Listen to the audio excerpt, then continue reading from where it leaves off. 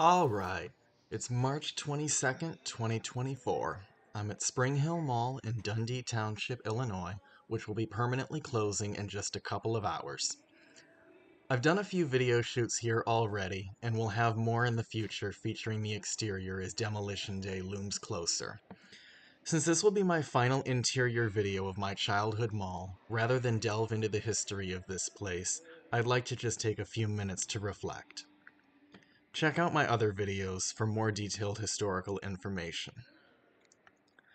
I'll always refer to this place as my mall. I have so many fond memories of sitting in the window booth at the buffet. And being a wide-eyed child, I recall being amazed by that glass palladium arch ceiling in the Wicks Furniture Building. I have so many photos from Christmas times past sitting on Santa's lap. Later on in life, bringing my prom date here to buy her shoes. Oh, and that one time during the Carson's liquidation sale that I almost got locked upstairs.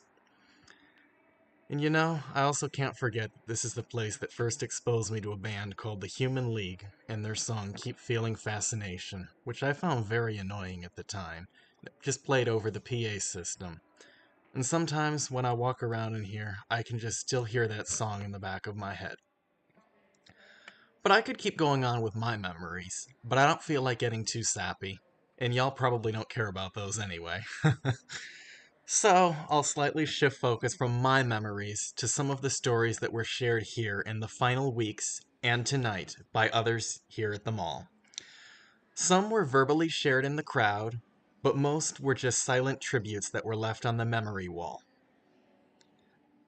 A woman in Center Court emotionally recounted picking out fine wedding china with her now deceased husband from the displays in Marshall Fields as she sat on the end of the fountain. A young man shared how he learned all about tools in the aisles of Sears from his dad. A couple whose proposal took place many years ago in front of the Rogers and Holland's jewelry store relived that moment again in a very touching reenactment of the same proposal in front of those now long empty glass cases. An anonymous mall-goer wrote on the tribute wall that seeing Avril Lavigne perform here was one of their very first concerts.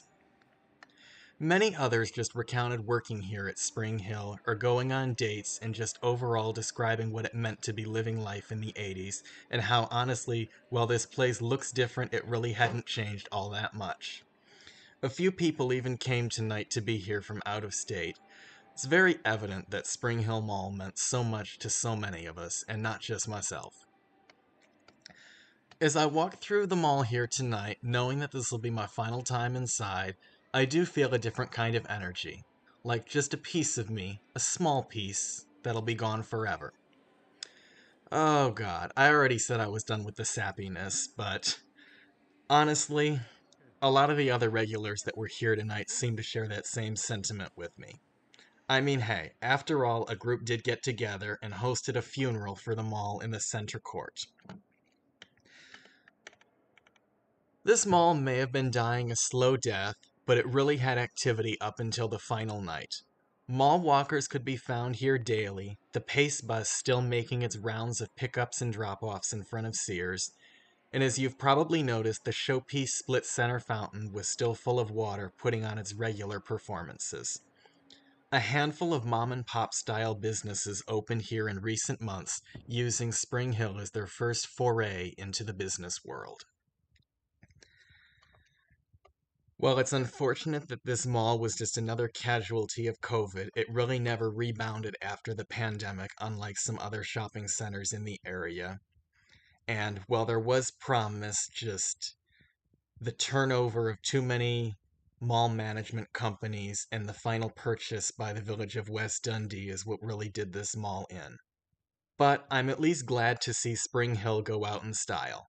Cake being served on the final night to visitors, a few of the gates and restricted areas being opened for exploration, old directories and photo boards taken out of storage and proudly displayed around center court, and what I think is the best part, souvenirs able to be taken with you as long as you check with the general manager before taking them, and you could have them free of charge. So, with that, I will leave you to hear and see this once bustling shopping mecca uninterrupted. So, I thank you for sticking with me. And I thank you, Spring Hill Mall, for giving me a place that I never felt judged. A place where I could go to de-stress temporarily and get reprieve from whatever crazy stuff I had going on in my life. I can't thank you enough.